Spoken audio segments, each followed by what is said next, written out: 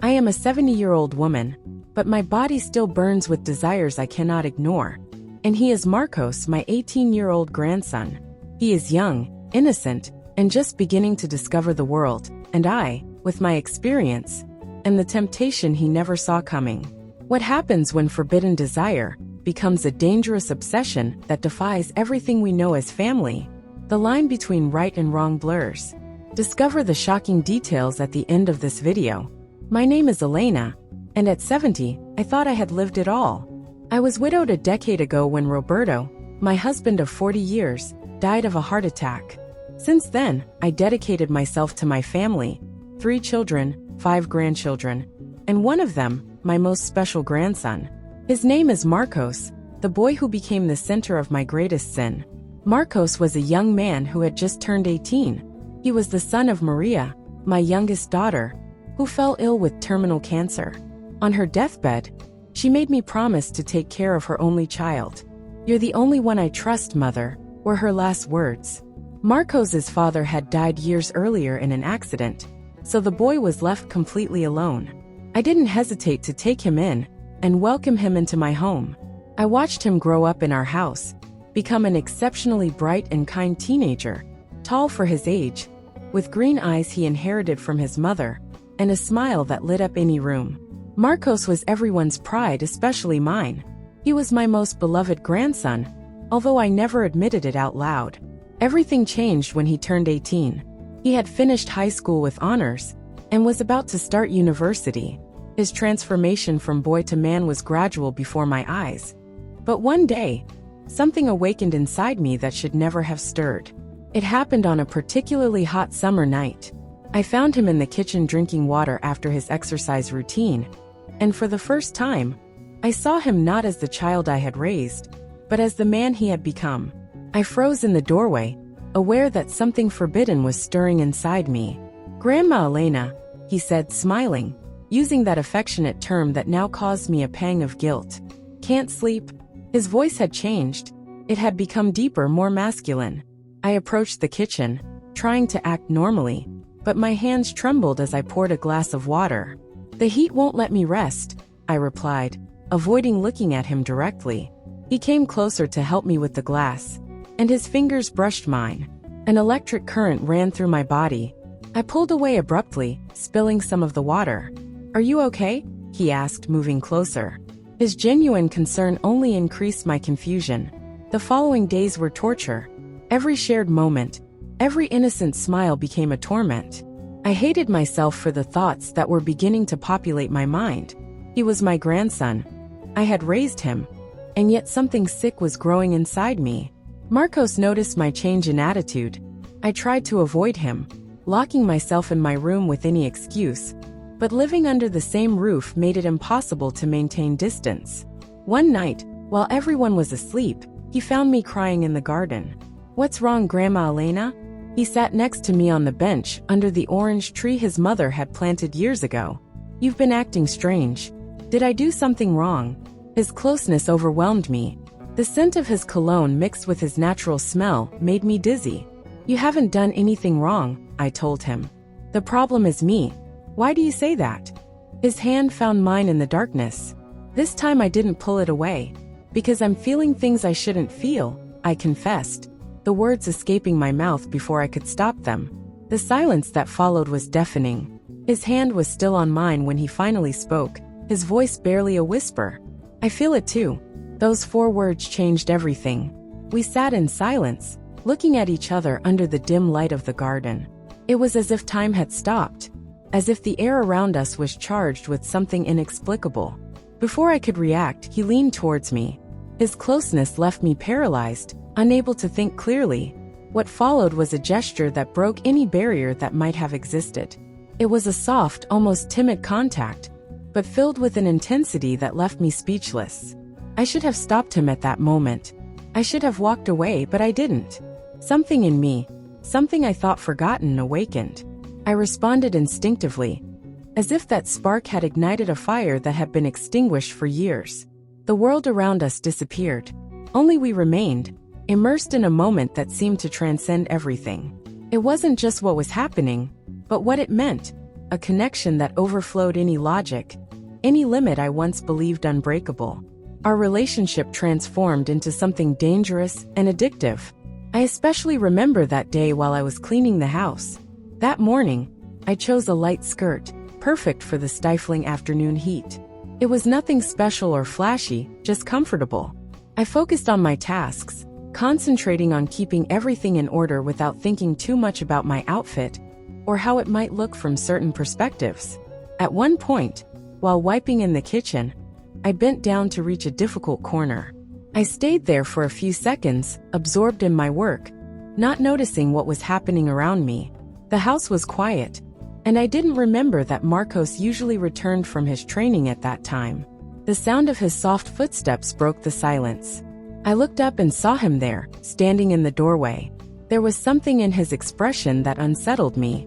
His gaze wasn't the same as always. There was something different in it, something I couldn't decipher but that made me feel strange. Marcos, who had always been so carefree, now seemed like someone completely different. His posture was firmer, his presence more imposing. There was a seriousness in his face that I hadn't noticed before. At that moment, I felt vulnerable, as if time had changed our dynamic without me noticing. I hurried to stand up and continue with what I was doing, but the sensation of his gaze stayed with me. It was as if an invisible barrier between us had broken, and I didn't know how to act. Was it just my imagination, or was there really something different about him? "Can I help you with anything?" I asked, trying to stay calm as I quickly got up. I tried to hide the discomfort that was invading me, but when I looked at him, I realized that he wasn't taking his eyes off me. His expression showed something more than simple curiosity, and for a moment, my heart inexplicably accelerated. I couldn't understand what I was feeling, but it was something I couldn't deny. Marcos approached slowly, without saying anything, and in the air floated a tension that hadn't been there before between us. He was just a few centimeters from me, so close that I could feel his warmth, his breath. "You're working too hard, Grandma. You should rest a bit," he said softly, his voice deeper than I remembered. The word grandma no longer sounded the same. There was something more in that tone, something closer. It made me feel confused, vulnerable. In an impulse, I moved away a little, but he followed me with his gaze. I could feel how the pressure of his presence filled every space around us. And then, without warning, he brought his face close to mine. He did it slowly, almost carefully, as if he was waiting for a sign. I didn't know how to react. I stood still, trapped in a sea of contradictory emotions. My mind insisted that I should stop him, that it wasn't right, but my body seemed to have a will of its own. His closeness was overwhelming. At that moment, the world ceased to exist. My heart pounded loudly, filling the silence of that space, and everything in me overflowed. The tension between us seemed to have found an outlet, and I let myself go, unable to resist. My breathing became irregular, and with each passing moment, I felt reason fading away. His proximity was like a magnet impossible to ignore. He whispered something in my ear, something my mind couldn't fully grasp, but it didn't matter. Words were unnecessary. What had been hidden for so long between us was now evident. At that moment, there was no past or future, only the present, and there was no turning back. Time seemed to have stopped, and at that instant, everything else was left behind. It was as if we were trapped in a dance that needed no steps, a language that we both understood without saying anything. Finally, we separated. Neither of us said anything. Silence filled the room, heavy but also full of understanding. I knew what had just happened, but I wasn't ready to face it. Confusion enveloped me, and I didn't know if I wanted to find answers, or if I wished to forget everything. Marcos moved away slowly without looking at me directly, but I knew he couldn't stop thinking about what had happened. Neither could I forget it so easily. From that day on, my life changed. Furtive encounters at night, stolen caresses when no one was looking, glances loaded with desire during family meals. Every moment was sweet torment, a constant battle between desire and guilt. My eldest daughter, Anna, was the first to notice that something had changed. "Mom, don't you think Marcos is very attached to you lately?" she asked me one day. Paranoia began to consume us. Every noise at night, every suspicious look, Every casual comment became a potential threat. Marcos was no longer just the child I had raised. Now he was a man who had also fallen into that abyss from which there is no return. Family gatherings became increasingly tense. Every time our eyes met, the electricity in the air was palpable. And sometimes I could feel the gaze of my children, who were beginning to suspect that something wasn't right, although they couldn't identify what it was. The situation became unsustainable during Christmas dinner. The whole family was gathered as every year, but this year the atmosphere was marked by a latent tension. The aroma of turkey and salads couldn't hide the heavy air that surrounded us. Everyone tried to keep up appearances, as if the simple act of smiling could make what loomed over us disappear. Marcos was helping me in the kitchen, as he always did, while the rest of the family sat chatting in the dining room. Wine flowed generously, and the cheerful voices of my grandchildren filled the house. But to me, it all sounded like a cruel joke. Christmas, a date of union, had begun to become a reminder of what we had done and what we had lost. In a moment of weakness, Marcos approached me as he had done other times without anyone noticing.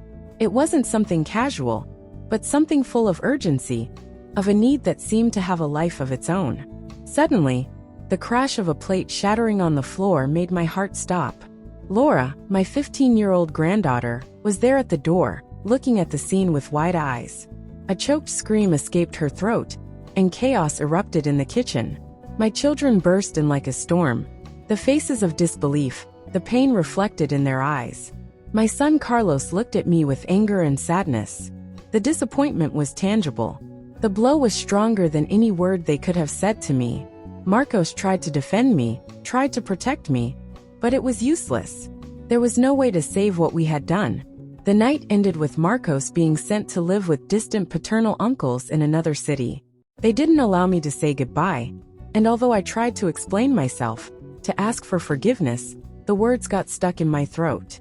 No one wanted to listen to me. I was the guilty one. The following months were hell.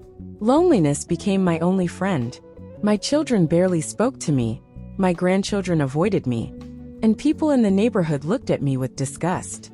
Sometimes I saw how families gathered in parks, how children played with their grandparents, and I wondered if I would ever be the woman I had been before. The mother, the grandmother, the friend. I became a shadow that roamed the corners of the house, always trying to avoid the accusing eyes of those who had once loved me. My children no longer trusted me, and I didn't know how to rebuild what I had destroyed. All that remained was the echo of what I once was. Marcos wrote to me several times, letters, emails, calls from unknown numbers.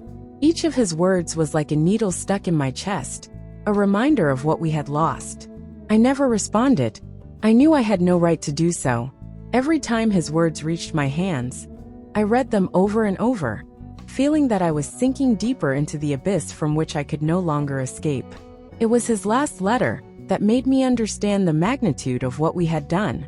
In it, he asked for forgiveness for what had happened, but he also understood that what we had should never have occurred. For the good of both of us, he wrote, for the good of everyone. His understanding tore me apart, because there was nothing more I could do, nothing that could mediate what had happened. Marcos was doing well, they told me. He had finished his studies, had met a girl his age, and was building a new life. Although I knew that what we had shared could never be, I couldn't help but wonder if, in some corner of his soul, he also thought about what we had been. Had he forgotten, or did the shadows of what we had done still haunt him? Love can blind us, can make us cross boundaries we should never have touched. There are loves born from need, from repressed desire, from loneliness. But there are also loves that destroy us. Mine destroyed me, and I don't know if I'll ever be able to find peace in my heart. I hold on to the hope that someday, if fate allows, I might be able to look at my children with the same trust one had before, to see my grandchildren play without feeling like a stranger. But deep inside, I know there are scars that will never heal, and some wounds, no matter how much you try to cure them, will always leave a mark. Sometimes, in the stillness of the night, as I contemplate the orange tree from my window, I wonder if Marcos will be able to forget, if my children will ever look at me with the same respect as before. But above all, I wonder if I'll ever be able to forgive myself, if I'll ever have the strength to face my own demons and free myself from the shadows that haunt me. I know that what we did was a sin that cannot be erased, that cannot be justified or forgotten. But I also know that although guilt devours me from within, I cannot stop loving him, and that perhaps is the greatest of my sins. Did today's twists and secrets catch you?